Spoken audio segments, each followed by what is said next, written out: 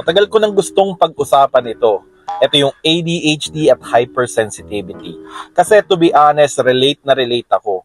Paano kasi yung anak ko, everyday pag uwi, lagi na lang siya nagsusumbong sa akin na hindi siya sinasali ng kaklase niya, galit siya sa kapatid niya dahil ayaw makipaglaro ng Roblox, etc. etc.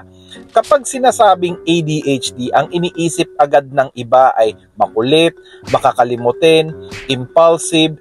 Pero sa totoo lang, no, hindi lang doon natatapos yun.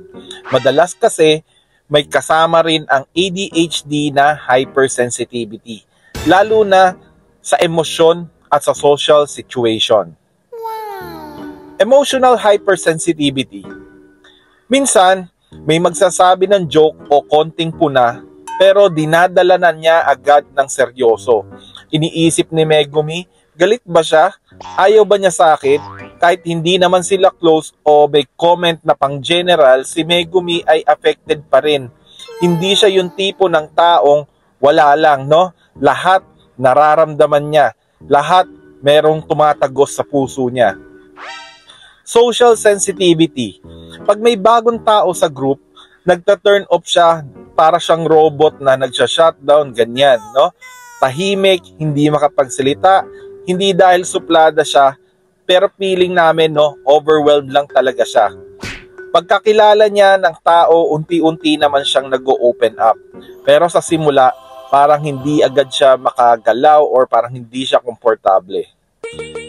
Rejection Sensitive Dysphoria or RSD. Ito, bagong natutunan ko lang to recently. Pero grabe pala kung gaano ito ka-common sa mga taong may ADHD. Kapag feeling niya hindi siya kasali o parang ini-ignore siya, sobrang sakit nun para sa kanya. Kahit hindi sinasadya, pakiramdam nila, no, nare-reject sila. At yung sakit na yon, dala pa rin niya kahit tapos na yung usapan. Kaya minsan dahil dito, no, iniiwasan na lang nilang makipag-socialize. Alam nyo, nakakalungkot kasi maraming taong may ganito. Napupunta sa isolation, nagiging depressed, natatakot na lang makipag-socialize ulit. Ang anak ko dumadaan dito, including myself na rin yata. So gusto ko lang sabihin na kung may ADHD ka at nararamdaman mo to, hindi ka mag-isa. Kailangan maipaalam mo sa mga taong kasama mo. Hindi ito arte, totoo ito.